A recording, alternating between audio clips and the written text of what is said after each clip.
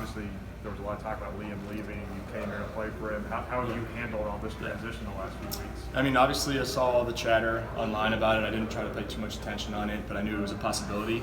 And honestly, I'm just happy for him. I think that if he would have gone anywhere else, maybe in college or something, I would have thought a little differently. But I mean, I feel like that's an opportunity that you can't turn down, being where him coming from there. But I'm excited for him. I'm excited about Coach Scangarello. And I think we're just going to be able to bring Coach in and just improve and keep building on what we did last year. You were able to be in the room when they were interviewing people. Usually that's kind of reserved for the suits. So what was that experience like, just being involved in the process?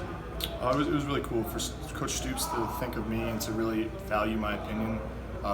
Meant a lot, and luckily we aligned in like kind of what we thought and who we thought would be the best option for us. And just for Coach Stoops to think of me to do that was really cool. Working with Coach Gang versus Coach Liam, how are they different and how are they similar?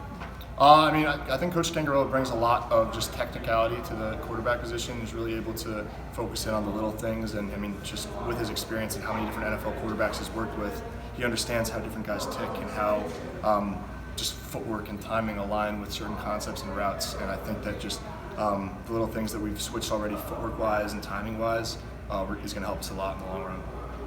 They've talked a lot about the similarities in the offense. Is day one of spring practice? Does it feel like a day one or? No. It definitely some stuff a little different. Some terminology is a little different, but we try to keep as much as we could the same. But we're all, especially with the meetings we've had, just with the switch in terminology and how we're going to call plays. We had a pretty solid, kind of smooth first day. But I mean, first day camp always going to be a little rusty. Definitely some things we got to work on, but also a lot of things we did really well. Was there one or two things that you really wanted to focus on this offseason to take the next step? I just say marrying my footwork with throws and just really getting consistency when it comes to timing, and that just the throw starts from the ground up. When a throw is missed, it's more often than not you can see something with the footwork as to why that throw missed. And so just really just working on just perfecting my footwork and getting the timing and accuracy of my throws on point. How do you adjust to life without Wandale out there?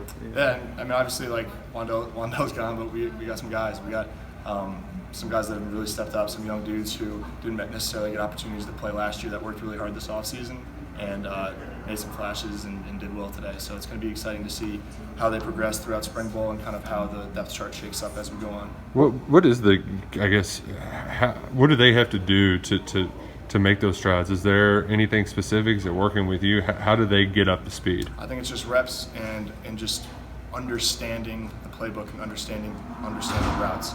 Once me and the receivers are on the same page in terms of knowing how different cuts are going to come versus different coverages, or how things are supposed to time up, and understanding the importance of getting that timing right so that the throw is going to where I think it's going to go every time. It just comes with repetition. And that's just the same thing with me being a quarterback. I think just with repetition and experience, I'm just going to get better and better, just like I did throughout last season, and just got to keep building on it. What's starting a spring practice like when you're coming off the way you guys ended the season, and that kind of momentum and excitement? Yeah, it's exciting. I mean, because obviously we have high expectations and high standards for ourselves. So we go out there, and even though you might make a little mistake here, obviously we don't mistakes aren't acceptable, but you can't be beat yourself up about it. There's just a process you got to go through, and making mistakes is part of that process. And I think as long as we just trust what the coaches may have us do, we should be able to progress and just build on what we did last year and hopefully have an even better season. You had to come in here and kind of hit the ground running. Yeah. Last year. Now you're going into a spring practice where you've been around these guys, you've built some relationships and established your leadership. How was that different for you? Yeah, it's awesome to be able to have a full year before the season opposed to just a couple months in the summer. Is really going to help me kind of understand what we have and kind of what our offensive makeup's going to be like, what we're good with, what we might not be good at, and just kind of what our bread and butter stuff's going to be, so that when we get into camp, we just already have this foundation, and I already have this comfort with the offense before we jump into the season. Everybody good?